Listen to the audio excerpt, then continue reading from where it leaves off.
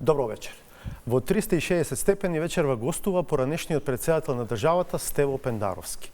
За разлика од некои негови претходници на функцијата, Пендаровски реши да биде видлив во јавноста и преку настапи во медиумите од време на време да ги соопштува своите ставови и анализи за настаните дома и надвор. Едно такво интервју следува во продолжение на МРТ. Господине Пендаровски, добре дојдовте. Добре најдов. Каде и што прави Стево Пендаровски во овие 2 години откако не е шеф на државата? Па јас го објавив тоа веднаш по завршување на мандатот. Се врати веднаш на работното место кое ми мируваше на Американскиот универзитет во Скопје и еве веќе завршувам втора школска година и генерација. Здравје Боже, од септември чекам и трета да почнеме.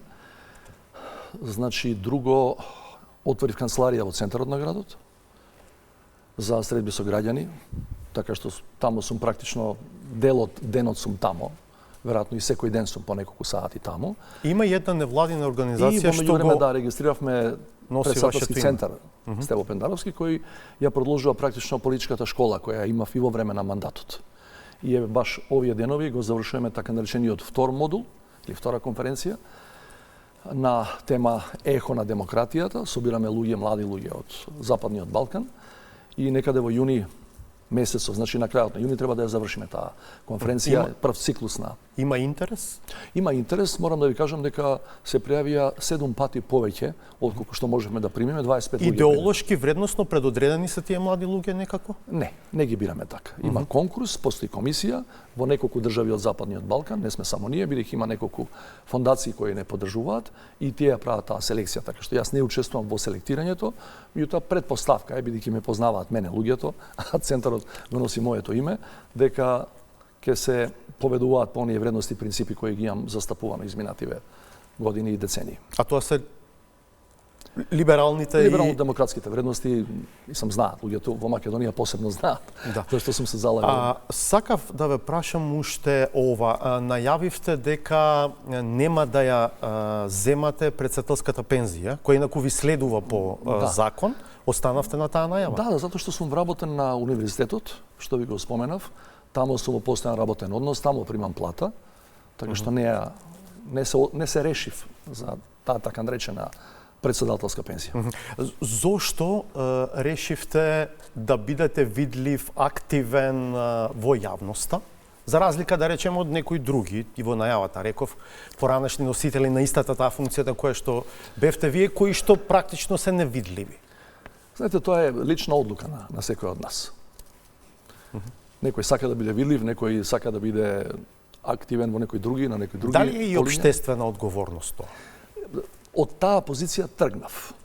Мислам дека ако човек кој дошол до председател на држава, че имал таква чест да ја води државата во еден временски период, дека не би требало, зборам само од лична перспектива, не би требало да се пасивизира сосема и да исчезне од јавност. Да ви кажам, канцеларијата која исто следува по закон, ако сакаш да ја имаш, мислам дека е нужност што има луѓе, поприличен број од нив, граѓани обични, кои сакаат нешто се поплачат, да приговорат, да ме прашаат, така што има голема бројка на тие луѓе кои доаѓаат и јас не можам да ги приемам ни во кафеана или во бифето на факултет. Во вашиот академски па и политички фокус од секогаш биле меѓународната политика и безбедност. На планот на пристапувањето кон Европската Унија, земјава е таму каде што ја оставивте во 2024 година. Актуелната влада и шеф на државата не се согласуваат со тој договор и преговарачката рамка од летото 2022 година. Моето прво прашање во овој дел би било дали погрешивте кога, како тогаш на власт и шеф на државата, се согласивте со така наречениот француски предлог? Значи, и тогаш го кажував и сега го повторувам истиот став. Не погрешивме затоа што францускиот предлог, практично европската преговарачка рамка на крајот, беше без било каква опасност за македонскиот идентитет, што беше клучната одредница во која трга секоја влада, секој председател, секоја држава, конечно, која се обидува да се приклучи во тоа големо европско семејство. Значи да влезеш таму со своите базични специфики. Само да подсетам накусо, веројатно вие како новинари го следите тоа и знаете. Во 2020 година бугарскиот амбасадор во Европската Унија, на телото наречено Корепер, каде што се сите амбасадори од земјите членки, дистрибуираше нон-пейпер во кој рече ова е официјалната позиција на мојата држава. И таму имаше македонци од 44-та натаму, македонски јазик од 44-та натаму, претходно бугари, бугарски дијалект и администрација наместо окупација. Наредните 2-3 години дојдовме само до бугари во устав, се ова претходно отпадна. И при тоа подпишавме после таа рамка, подпишавме договор со Frontex, не билатерално со земјите кои ни помагаат на јужната граница, туку со Европската унија во целина. А за да подпишете договор со Frontex, која е агенција на Европската унија, мораше и Бугарија да се согласи на македонски јазик. Сега, не е ништо ново ако ви кажам дека главната теза на актуелната власт е дека уставните измени нешто не се последната пречка, туку дека се само вовед во процес, во текот на преговорите за членство, во кој што Бугарија ќе има нови можности и право да поставува вета за идентитетско-историски прашања. Гледате, владачкава коалиција и владачката партија пред се заплеткаа во собствената реторика од пред избори и са не знаат како да се отплеткаат. Не само Бугарија, може било кој да ви поставува дополнителни услови во тој процес кој трае години и години. И покрај сите забрзувања кои се најавуваат заради руската инвазија во Украина, тој процес секогаш трае години и години. Дури и за Црна Гора и за Албанија, кои се најнапред во тој процес во моментов. Че вие, ако кажете дека може Бугарија да ни става дополнителни сопки, може да ни става Холандија, може да ни става Франција, кој сака, бидејќи тоа право го има во рамките на преговарачкиот процес. Меѓутоа да кажувате дека Бугарија повторно ќе се обиде да не сопнува на идентитетските прашања, тоа не е точно, бидејќи во преговарачката рамка со Европа нема ништо што може да личи како вграден механизам или скриена замка за да ние влетаме и кажеме ова не го види. Таму се спомнува од страна на власта, тоа е факт дека во преговарачката рамка постои акцијски план за малцинства, кој што веројатно беше ставен пред се поради очекувањата поврзани со бугарската заедница во земјава. Слушаме некакви информации, не сме виделе ништо официјално дека наводно сите земји членки се согласиле, само Бугарија приговарала на акцијскиот план за малцинства. Понатаму се спомнува и договорот за добрососедство од 2017 година, вклучувајќи ги и протоколите подпишани. Да, во општиот дел од преговарачката рамка не се предвидени роудмапи, не се предвидени бенчмаркови, но е предвидено известување од Европската комисија за меѓувладината конференција за тоа како се спроведува меѓудржавниот договор меѓу Македонија и Бугарија. Тоа се местата лоцирани од актуелната власт како потенцијално проблематични. Објасните ми во кој дел од протоколите пишува дека ако не ги решиме историските контроверзии, дека не можеме да влеземе во Европската унија. Во целиот втор протокол, кој според власта, повторно е наводно многу спорен, секаде, ама баш секаде се употребува фразата ги охрабруваме двете држави, ги охрабруваме, не ги условуваме, да ги завршат работата на комисијата додека Македонија не влезе во полноправно членство. Зошто, интересно е овде сакам да подискутираме малку. Зошто навистина е дека вордингот во завршниот дел од протоколот е таков.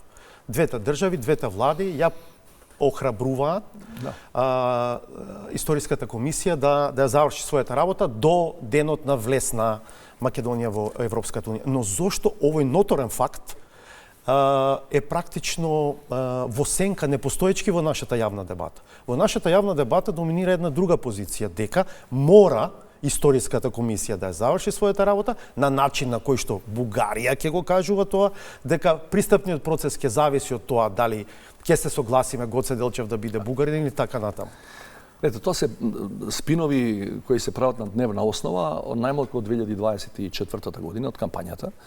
Гледате, кампањата на владеачката партија таа година, на тие двојни избори, се подпираше на две основи. Првата беше само како бугари можеме наводно да влеземе во Европска унија и втората беше деалбанизација, поточно како велат тие, дедуизација на државата.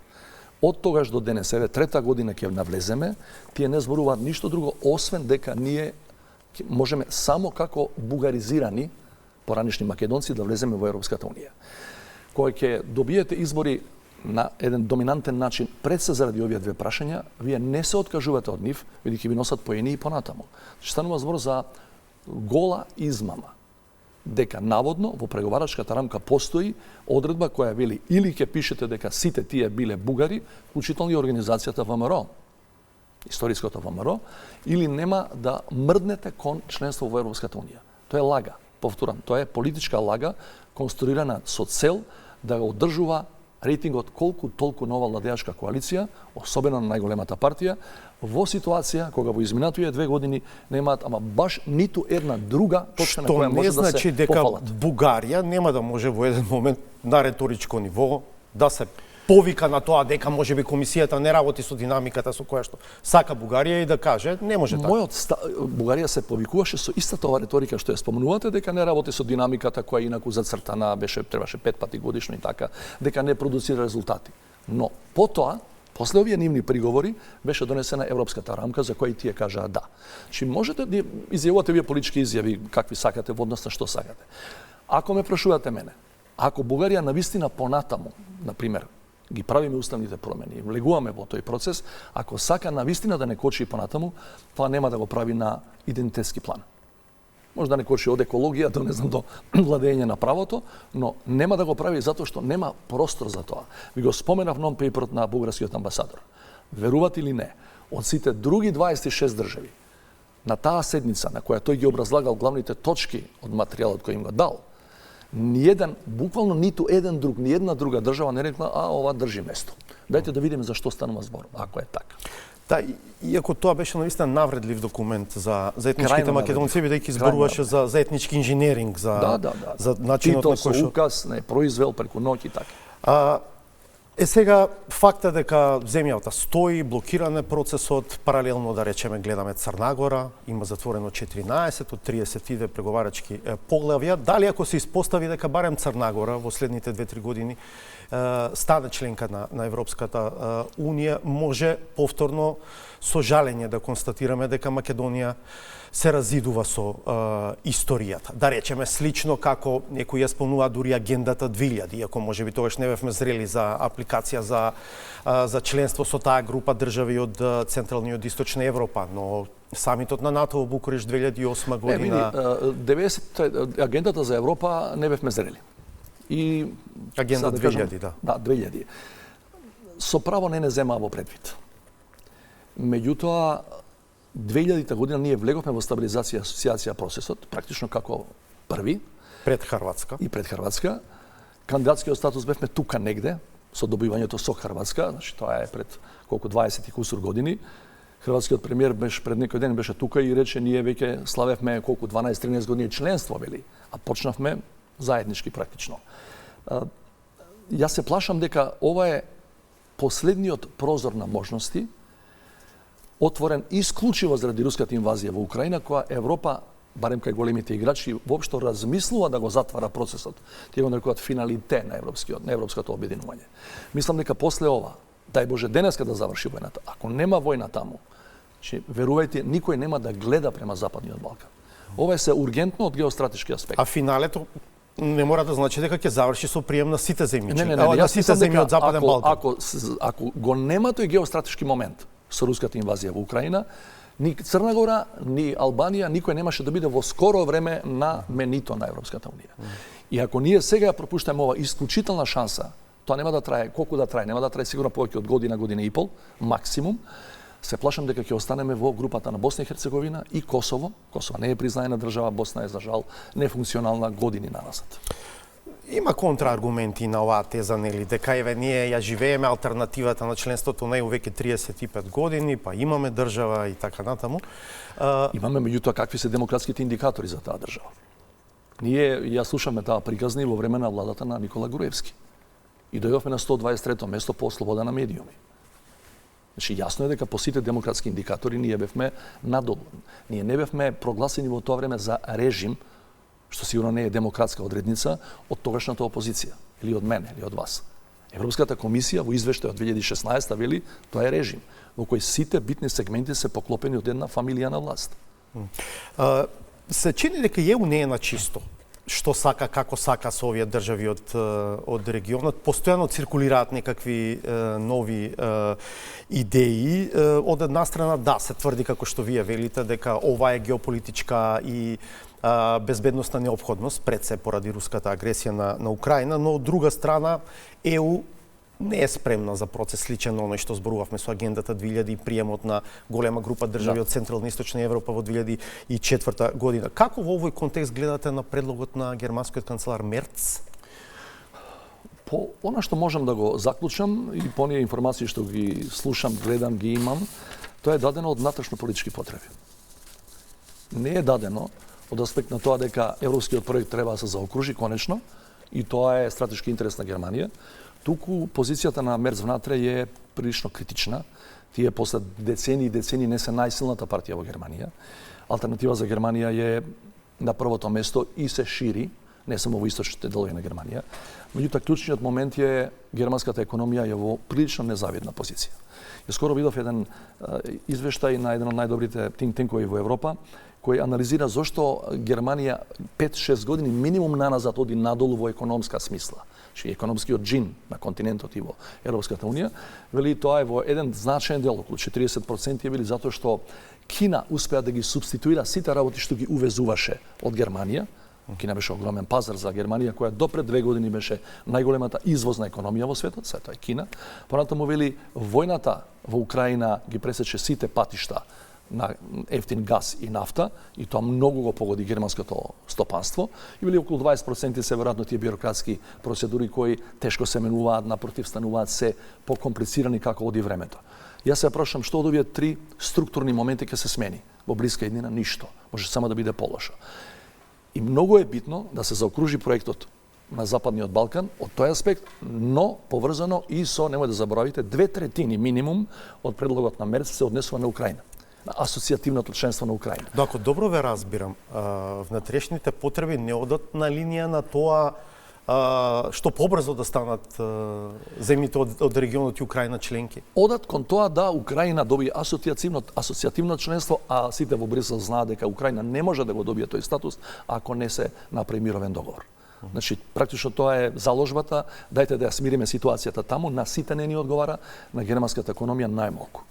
Тоа е според мене логиката. Циркулира... И се извинам и во однос на тоа, може да замислите тоа во време на Ангела Меркел не можеше да се случи.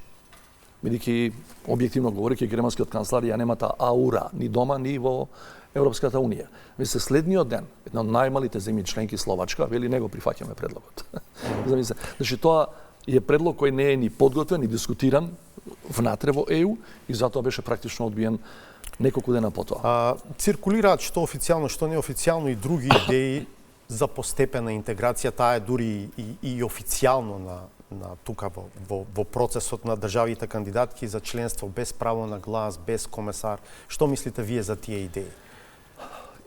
Јас мислам дека во една правно-политичка анализа ќе покаже дека во базичните документи на Европската унија не постои такво нешто како градуелно членство или инкрементално како го нарекуваат или постепено, фазно членство, или си член или не си член, или преговараш за да станеш член.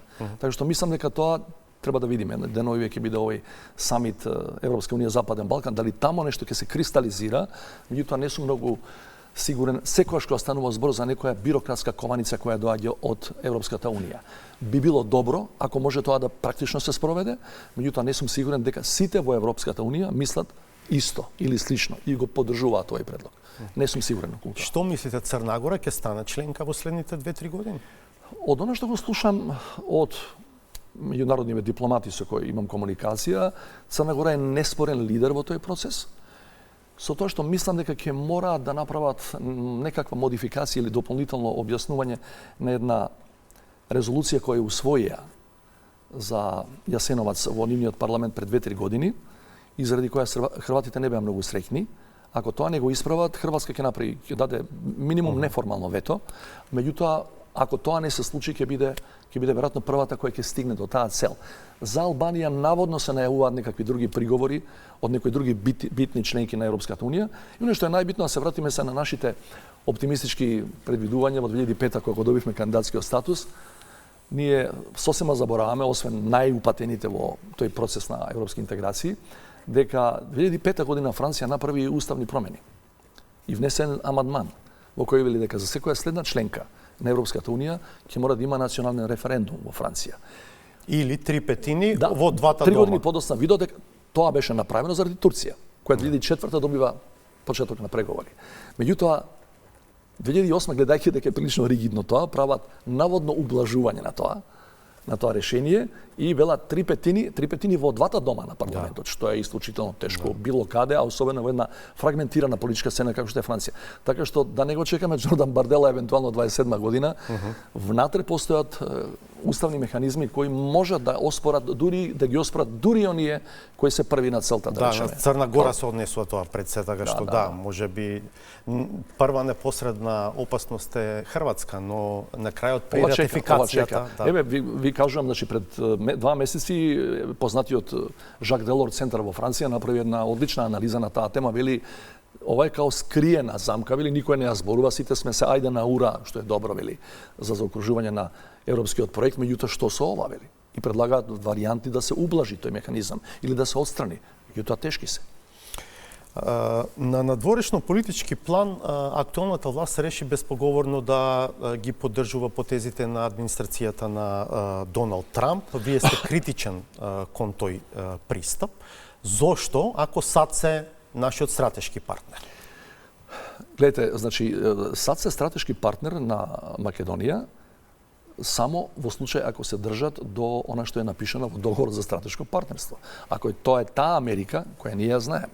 Са ние не сме ни близу толку големи да можеме да бидеме нивни партнер во многу работи, ја тоа го разбирам. Меѓутоа, Америка на Трамп не е Америка што ја знаеме не на Бајден, него Америка што ја знаеме од Втора светска војна наваму. Америка повеќе не е демократија во таа смисла во која ние ја знаевме, или беше светилник на демократијата, на која сите се угледувевме. Америка на Трамп е држава во која трансакционата политика е прво и последно начало или принцип по кој се води политиката. Гледам последниве, имам и претходно случај, но последниот случај со Босна и Херцеговина во кој синот на Трамп доаѓа во Бања Лука и договара гасовод кој треба да чини над 1 милијарда евра преку луѓе кои се, благо кажени, матни за увоз утре заутре на течен газ од Америка, покажува начинот на кој тие луѓе работат. Забележувате дека последниве денови некои луѓе се вадат од црната, така наречена црна листа на санкции на Америка, за кои во нивните домицилни држави тврдат дека се криминалци.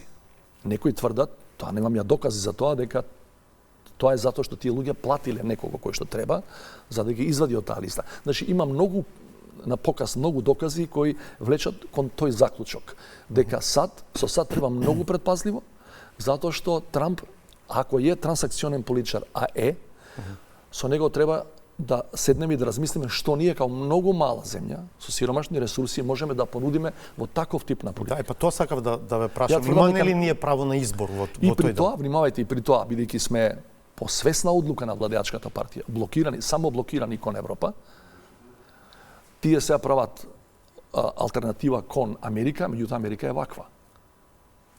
Внимавајте, најголемите приврзеници на Доналд Трамп на Балканот се луѓе кои не се познати као големи демократи. Што треба да гледаме не затоа што сме географски лоцирани тука, туку затоа што Европската унија како организација има примери, има земји, има принципи, има стандарди воспоставено кои треба да се следат и тамо нема крупни отстапувања во тој дел. Тие се бавни, тие се имаат еден процес на кој му треба месеци и години да решат нешто, ако решат нешто. Меѓутоа Европската унија е демократски ентитет. САД во овој момент има минимум знак прашалник. Да, претпоставам сте свесен дека сега повторно ќе бидете критикуван јавно заради овие првиот да ви кажам минатата година ставови. Во март, значи месец и пол после инаугурацијата на Трамп, бидејќи ја го знам Трамп одамна, го анализирам и луѓето околу него. Иако тамо нема многу луѓе околу него, тоа е one man show во суштина. Ја во март минатата година на едно јавно интервју го кажав ова истото и реков многу предпазливо со таа политика на Трамп, бидејќи ние немаме што да понудиме во тој дел. Да се држиме до ова каде што сме и да пробаме тука да ги подобриме демократските индикатори на македонското Чебрени галиште општество. можеби. Да. Имаме што да дадеме, не велам не. Меѓутоа да кажеш дека ние сме првите во периметарот, сите други зад нас ќе се постројуваат, тоа е освен што е препотентно. Таа изјава веќе не ја слушаме. Тоа е нереално. Да. Како моди на Трамп според вас со кризата со Иран и зошто не донесе мир во Украина како што ветуваше? Трамп не постои област во внатрешната американска политика или во надврешната американска политика во која, каде што тој размислува стратешки. Тој од денес за утре политика. Со Иран не можеш да преговараш на таков начин. Иран е цивилизација која трае милениуми. Имаат режим кој апсолутно не е демократски, меѓутоа имаат структура таму и точно се знае кој за што е надлежен. Ова не е транзициона некоја држава во која вие можете со кој сакате да преговарате и да мешатарите. Украина. Спорот во Украина има историски корени, политички корени, геостратешки резони.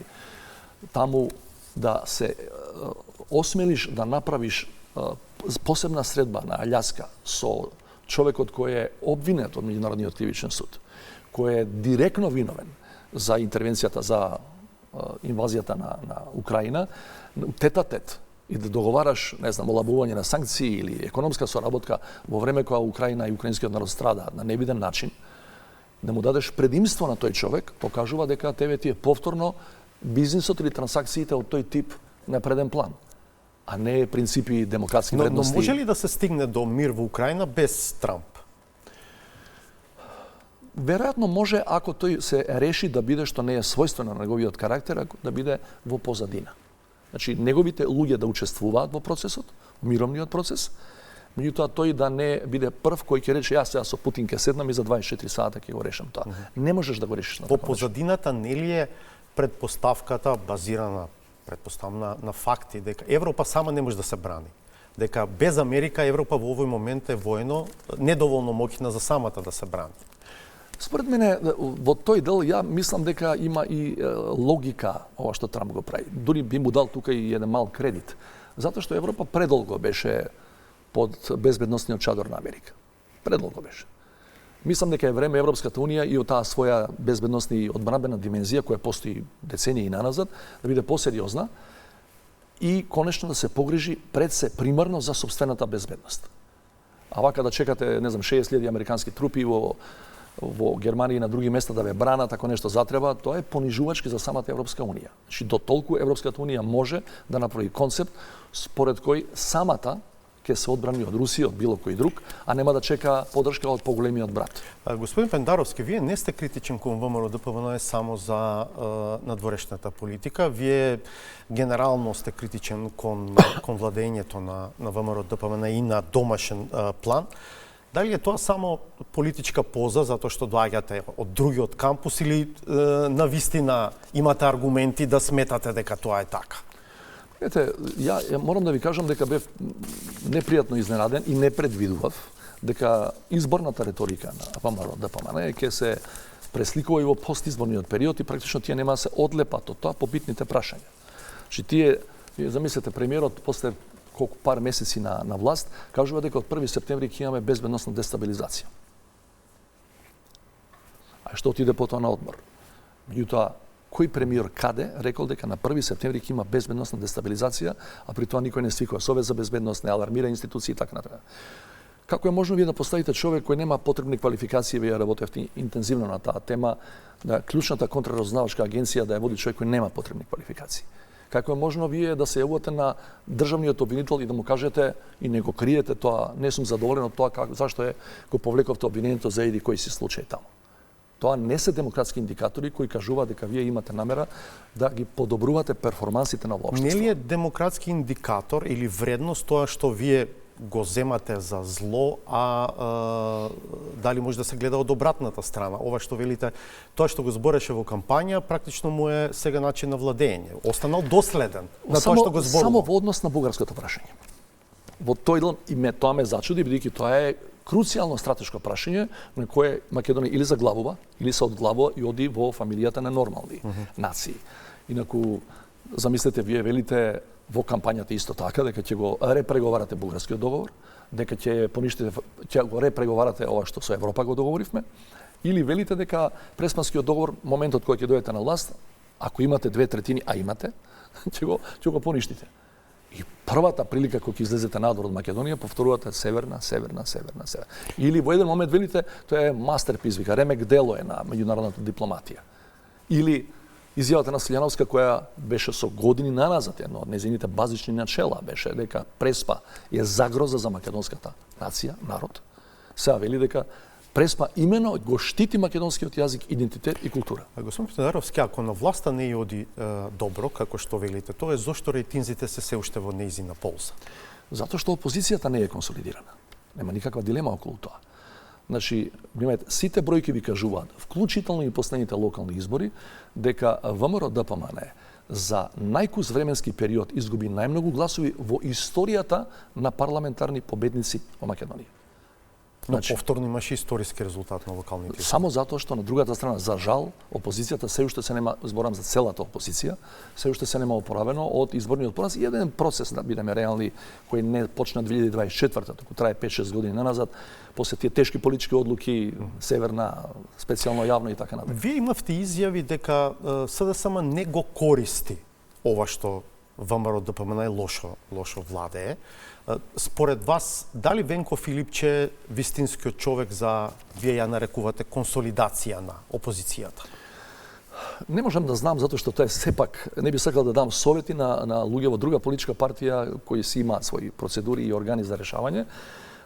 Мислам дека сега следниве парламентарни избори ќе бидат дефинитивен лакмус дали СДС конечно е консолидиран, бидејќи гледам дека Филипче најавува голема коалиција, омасовување на опозициониот блок. Вие тоа го поддржувате? Апсолутно, апсолутно. Нема друг начин опозицијата ваква каква што е последниве неколку години да ја добие ВМРО владеачката партија, да ја тргне од власта, ако не се обедини. Значи не затоа што е ВМРО многу добар, ви кажав, тоа е практично една политичка партија која... Што се главните причини поради кои СДСМ не е консолидиран? Натрешно сега, изминативе 2 години, не можам да знам, бидејќи не сум веќе инсайдер во таа поголема политичка структура. Порано бев, како председател, бев упатен во тоа што се случува повеќе, иако не сум член на таа политичка партија. Значи, ви кажам, имаше СДСМ една серија во нејзино време, значи од преименување на името на државата до падот на СЈО, имаше тешки одлуки и афери кои се одразија. Немој да заборавите дека прифаќањето на европската преговарачка рамка исто се одрази. Меѓу другото и на мојот личен рейтинг. Оној момент кога реков дека тоа е во овој момент најдоброто нешто што може да го добиеме, веќе наредниот ден ја имав 10-15% од личниот рейтинг изедено. Значи тука имаше причини зашто е тоа така. Во изминативе 2 години слушам дека се прави обнова на локално ниво, по општински организации, нови луѓе доаѓаат во раководство, меѓутоа на крајот ќе се види тоа.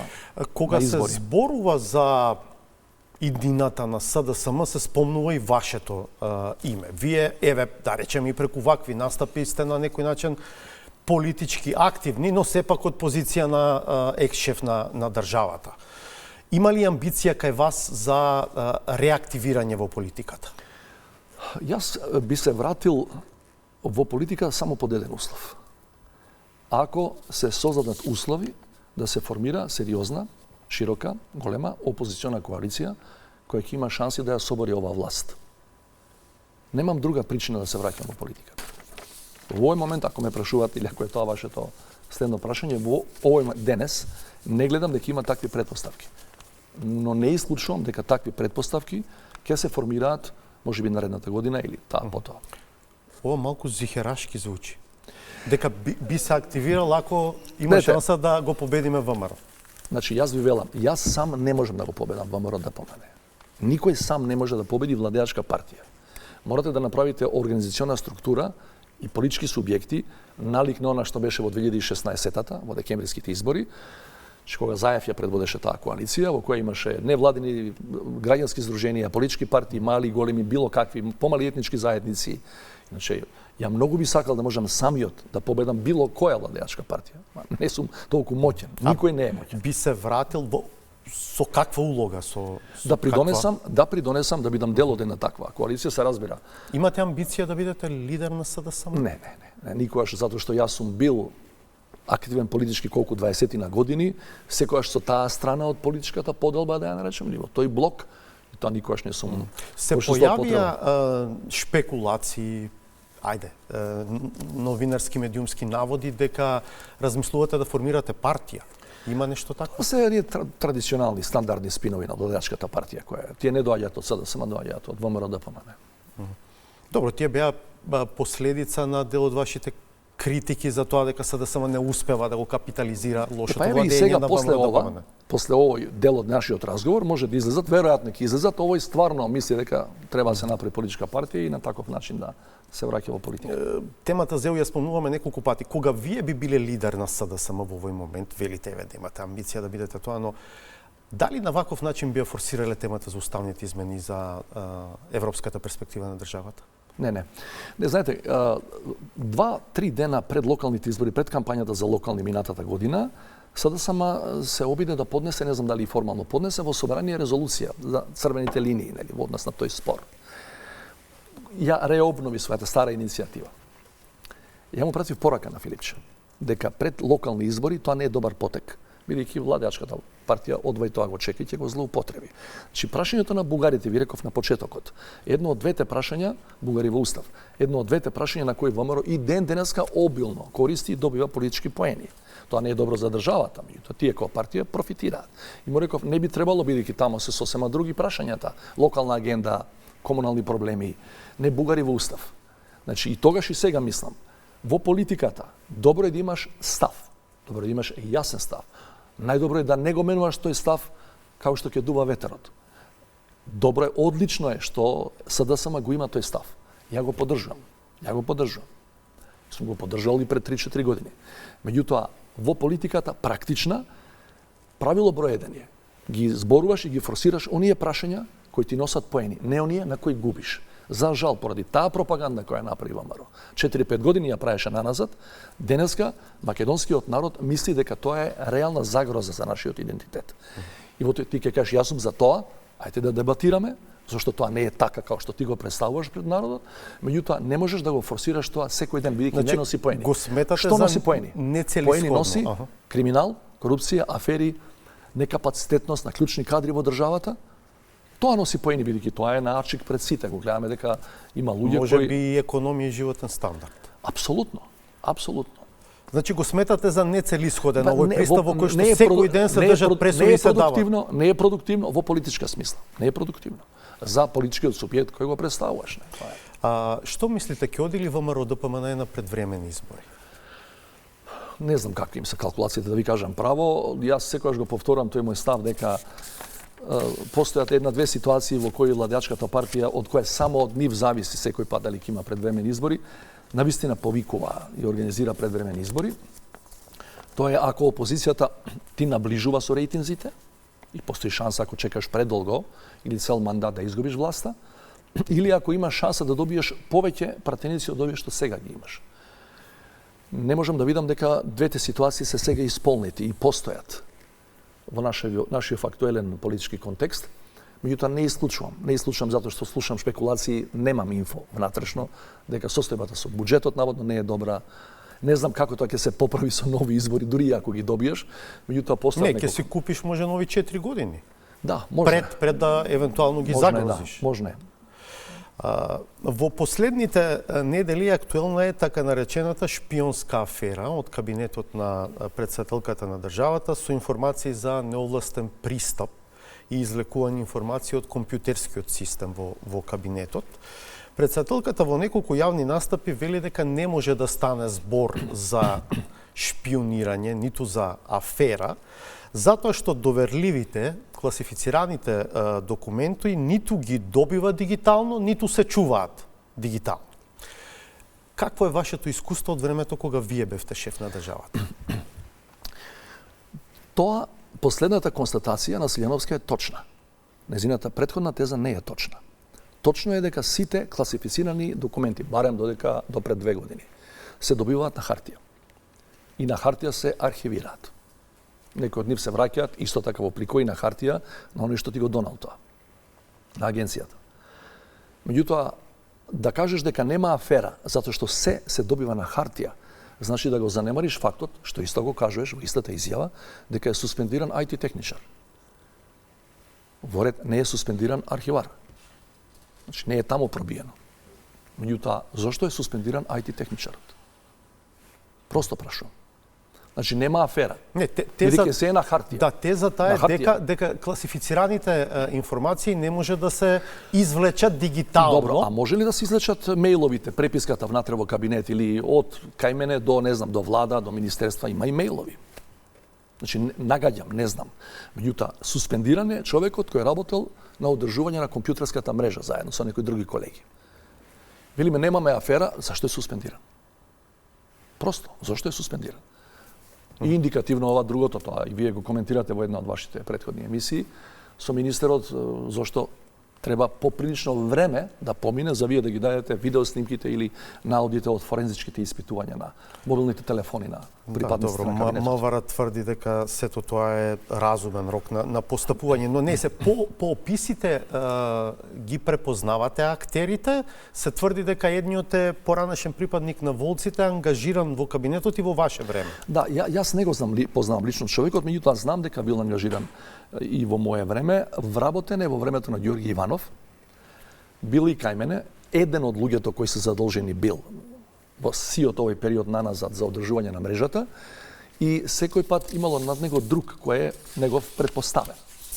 Она што успеам да го разберам е дека тој што му е предпоставен практично прв сугерирал до МВР, до надлежните органи, дека постои упат на неовластен субјект во компјутерската мрежа. Меѓутоа, од 10 години на Ѓорги Иванов немаме чуено за ваква афера. Човекот не бил суспендиран. По моите 5 години немаме чуено ни индиција дека вакви работи правил тој човек. А работел и кај мене и кај Иванов.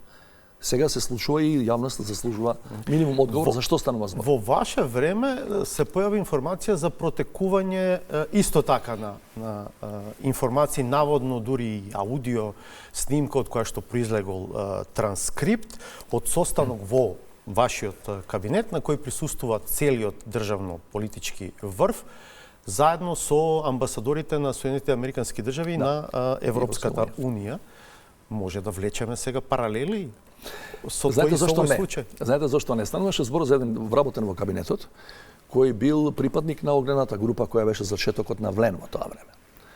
Тој, гледајќи дека на состанок доаѓа и господинот Ахмети, од кабината на преведувачот, бидејќи разговорот беше, состанокот беше на англиски, успел да сними неколку акценти од излагањето на Али Ахмети за да може тоа партиски политички да го употреби на другата страна, контрастраната од ДУИ. Од кога тоа се откри, веднаш, луѓе од надлежните институции, вклучително и од АНБ, разговараа со човекот, заклучија прво дека тој нема никаков контакт со странски служби и второ тоа што успел да го забележи на неговиот мобилен не е класифицирана информација, не е никаква тајна. Потоа беше истеран, се разбира, од кабинетот, не суспендиран на некој начин, меѓутоа не стануваше збор за... Вие го суспендирали или тој само замина кај беџет? Не, значи после тоа се третираше во кабинетот како дисциплинска повреда. Потешка повреда во одработниот однос и беше вратен таму и во тоа беше практично, да не испадне дека се шегувам на таа тема, меѓутоа во тоа беше пародијата. Чи беџети во тоа време беше дел од огнената група, подоста се врати во ДУИ, беше малку една контроверзна ситуација. Велите немало класифицирани информации, но имаше ли други контроверзни, да речам, информации во тој аудиозапис подоцна транскрибиран? Што беше темата на состанок? Дали договаравте враќање на Груевски во Македонија за да го ослаби ВМРО ДПМН пред изборите 24-те?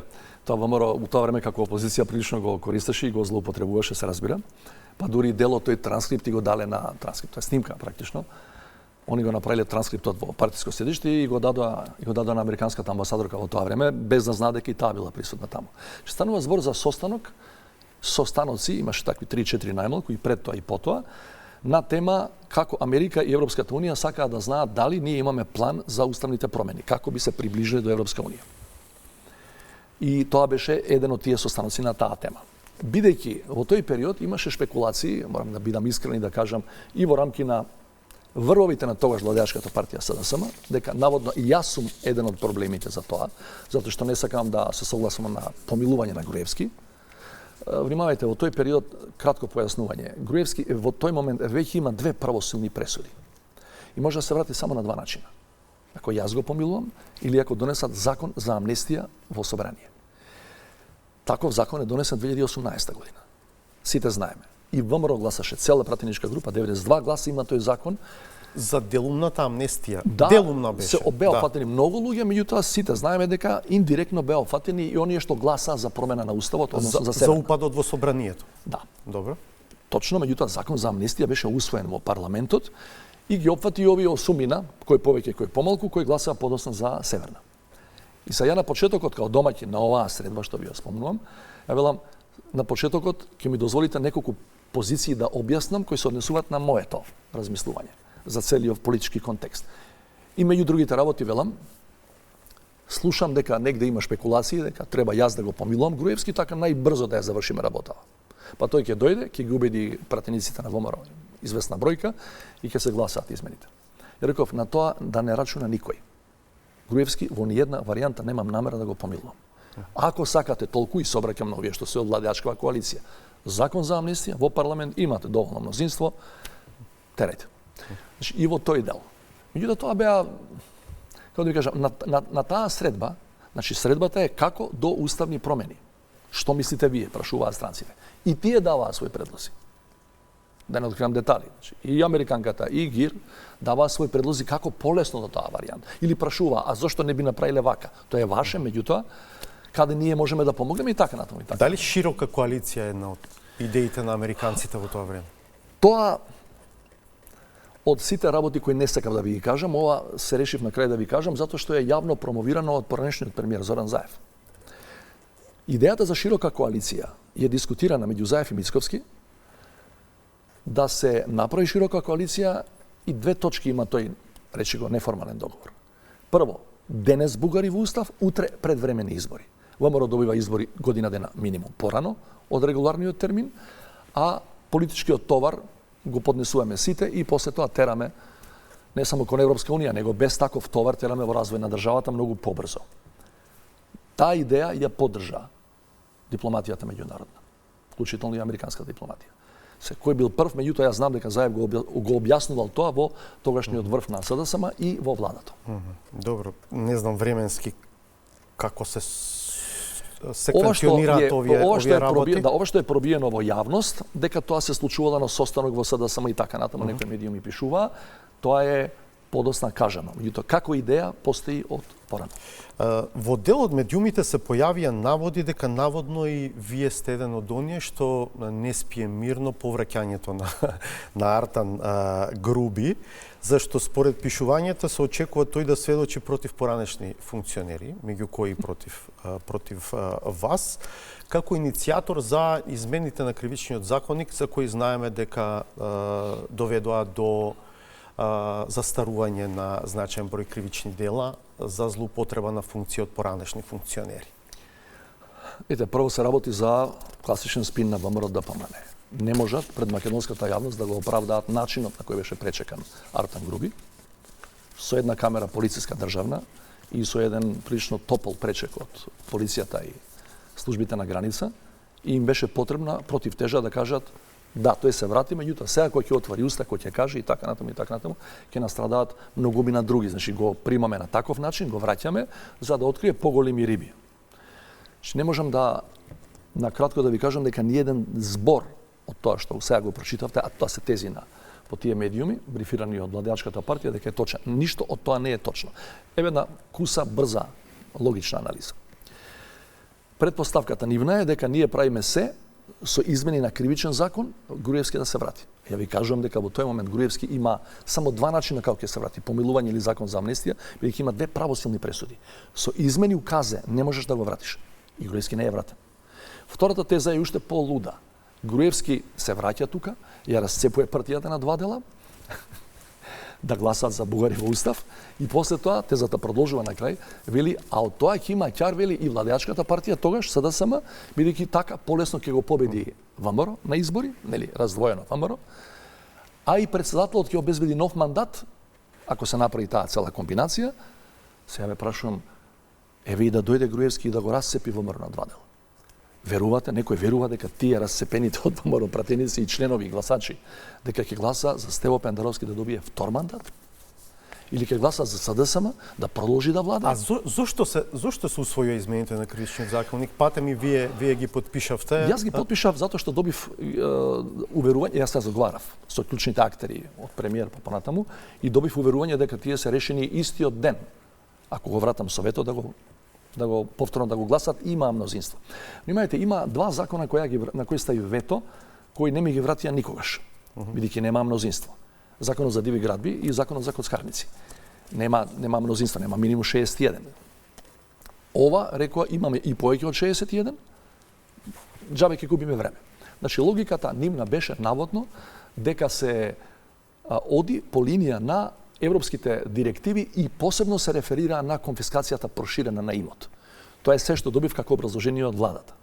Инаку, во однос на тоа дека некој може да има, например, ВМРО во тоа време тврдеше, или медиуми блиски до нив, вели, ова го правите за некои идни криминали, кои вие сега ги правите, па да не бидат процесуирани. Јас сум веројатно последниот политичар во оваа држава кој може да биде обвинет дека нешто негде или негови луѓе направиле, украле, за да си правам полесен кривичен законник, да не ме фати мене. И во животот никогаш не сум помислил да сум направил нешто надвор од било кој закон. И, конечно, ВМРО прави кворум за таа седница, значи тоа исто ми е кажано од владеачката тогаш партија. Имаме мнозинство, имаме кворум. Ако треба, повторно ќе имаме кворум. И затоа што на крајот на краиштата, како бројка, најголема бројка ВМРО-вски функционери имаат ќар од измените на КЗ. И за волја на вистината, измените што се направија во меѓувреме не се старото решение. Гледам дека и невладините организации и слушам и реакции од европски држави, кои велат дека очекувавме повеќе, бидејќи вие заговаравте како тогаш опозициона партија, дека ќе го вратиме решението што беше претходно минимум, а може и ќе заостриме. Сакам уште да ве прашам за најавите за спојување на Агенцијата за национална безбедност и Агенцијата за разузнавање. Што мислите вие за таа идеја, иако ние јавно уште ништо не сме виделе, но во некои затворени политички кругови се зборува дека и законот е веќе готов и дека тој процес би требало во следните месеци да напредува. Прв пат, колку што мене ми е познато, идеја за спојување на службите е повторно кога ВМРО ДПМН е на власт, значи 2008-2009 некаде, во тоа време, се моќниот шеф на службите Сашо Мијалков предлага спојување на служби и тоа е одбиено истиот ден од американска страна. Без малку речено е, не затоа што прво не се точни тие квази анализи кои ги цитираат дека наводно поголема бројка европски држави имаат такви решенија, немаат. Огромна бројка членки на Европската унија имаат диспрезирани служби кои се под различни политички авторитети. Америка, надвор од ЕУ, е прва таква. Америка има 16 поголеми разузнавачки служби само. Другите не ги броиме. Проблемот е во тоа што вие не можете да се подпрете на држава која се уште ја нема завршена својата демократска транзиција, која што сме ние, дека сите служби практично треба да се стават под иста капа. Во овој случај да речеме под премиерот. Кој да е премиерот? Најдобре е да бидат дел од нив и под председателот, вклучително и ситуации кога има или нема кохабитација, небитно. Секој пат е подобро да бидат под различни политички авторитети или власти, за подобра контрола врз нив. Инаку, граѓаните тоа не го знаат, не им е работа да го знаат. Овие две служби имаат комплетно различна надлежност и работа. Методите на работа нивни се различни. Разузнавање, контраразузнавање. Можеш да ги споиш, ги цитираат Словенија, Хрватска, и цитираат наводно поевтино ќе било. Немаме увид, не можеме да имаме увид во тоа какви се капацитетите на тие служби до крај како јавности, како медиуми, бидејќи таква е природата на нивната работа, но да речеме од ехото од коментарите што ги слушаме е дека таму капацитетот не е нешто многу голем. Сега, ако целта е засилување на капацитетот, на ефикасноста на работата на тие служби, зошто да речеме да не се оди во таа насока? Се спомнува Хрватска како пример, таму СОА, мислам дека е обединета. Словенија, Хрватска, да, беа со едно решение, се врати на другото решение, неспорно е. Меѓутоа немаме компаративна анализа дали се подобрени перформансите како велите вие. Такви се службите во суштина. Гледате, ако зборуваме за лош човечки квалитет, претпоставам, назад години и години, во тие служби, еве да се согласам. А во другите институции, кој тврди дека денешниот пратенички состав е подобар од првиот или од третиот, четвртиот. Значи, ние генерално имаме проблем со неквалитетот на човечкиот кадар. Ние имаме мала држава сме, минимално демократско искуство имаме претходно, што би се подпирале. Ние пред да станеме независна држава не сме живееле никогаш во демократија и многу е тешко се вие од една држава која има жители толку колку што има да кажете се ќе избереме некој кој се на светско ниво. Да не одам сега повторно на администрацијата на Трамп да видите кој е сега директор на FBI на пример. И така натаму. Значи и големите држави имаат проблем да најдат саглам профили да ги водат.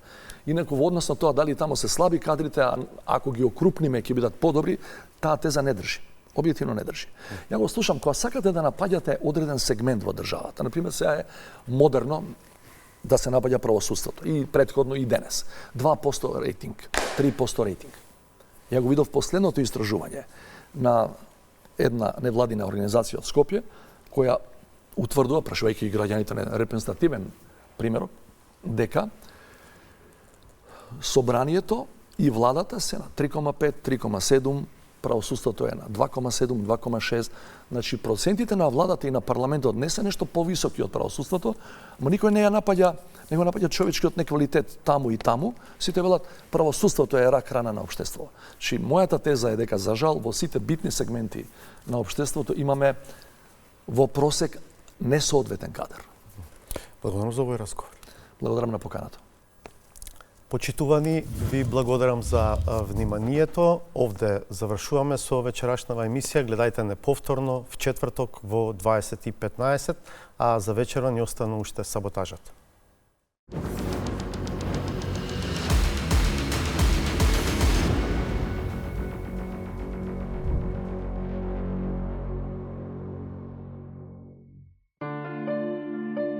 За само неколку дена се решија крупни проблеми кои подолго време ги измачуваа кумановци. Се разбира, не може баш секој веднаш да дојде на ред. Пристапот е стратешки и синхронизиран, а на почеток се концентрира кај проверени парови. Јас си го поставам прашање за кого работи Советот на општина Куманово во месец мај. Ние работиме за граѓаните, за кои граѓани работиме? За 20 граѓани работиме. Во 7 дена по втор пат ќе гласаме за исти личности, за нивен бизнис интерес. Многумина не знаат за кого станува збора, ама идентитетот полека се открива и што е особено интересно, некако природно се вклопува со името на градот. Како уште одамна некој да си правил асоциација, па предвидел дека првите 3 букви нема да бидат случајност, туку модел на функционирање. Кумот и кумашинот не го заробија градот. Градот е нивен. Ова се разбира се невистин и израз на завис кон успешните. Наместо да се поздрави проникливоста на тој што постигнал 3 пати подобра цена за парче земја во кое видел перспектива, па го купило другиот. Тие се дрзнуваат да прават чудни математики. Не баре градот ке имал некаква полза ако наместо приватното се продавало државно земјиште. Никој не вика дека тоа така треба да биде или случајно е изберено оваа парче од 1242 квадрати, кое што се продава по 550 евро од метар квадрат или 600.000 евро. Замислете у касарна да продадевме 1 квадратен метар за 550 евро квадрат. Нема потреба ни да се пресметува зашто за цената на квадратот никогаш не е битна добрата локација, туку визионерството и бизнис осетот за идните одлуки на општината. Но зарем треба да се попречува тој капацитет, тој феномен кој фасцинира и умеи додека се уште е во сенка да препознае важноста на сончевата енергија, која не ги грее сите рамномерно. Од овие 48 прифатливи иницијативи, 16 се на фирма која што се нарекува Solar Energy Group, која што е во собственост на Драган Митевски и Добрин Петрушевски. Односно Драган Митевски кој што е во кумовски однос со градоначалникот, односно со Максим Димитриевски. Македонска работа, љубомора и тоа кон луѓе, компании кои едноставно размислуваат неколку чекори пред другите, кои граваат напред. Уште и саркастично, однапред им се ограничува можноста како домашни да се фаворизираат пред странците, ако, на пример, решат да инвестираат во проект со кој Аџитепе би станал центар за вселенски летала. Мислам дека Илон Макс да дојде не може да добие, бидејќи пред него предичи Драган Митевски, дека Советот на општина Куманово работи во својство на кумашинот на Максим Димитриевски. Ова е светско чудо. Тоа наше чудо може да стане и светско. Зошто талентот да остане ограничен само на Куманово. Може би е време за Wall Street. Навистина треба да му посочите, да му дадете совет на Драган Митевски дека постои светска берза и нека шпекулира и таму, бидејќи очигледно е толку успешен и тоа ќе му успее, па ќе имаме човек од Куманово кој што ќе му парира на Ворен Бафет и успешно ќе работи на светската берза, како што до сега нема промашено предприемачки во општина Куманово. И на крајот. Почитувана председателка, за танго е потребно двое. Најважно за двојката е добро да си ги знае чекорите. Тангото е изиграно. Останатите може слободно да играат ора.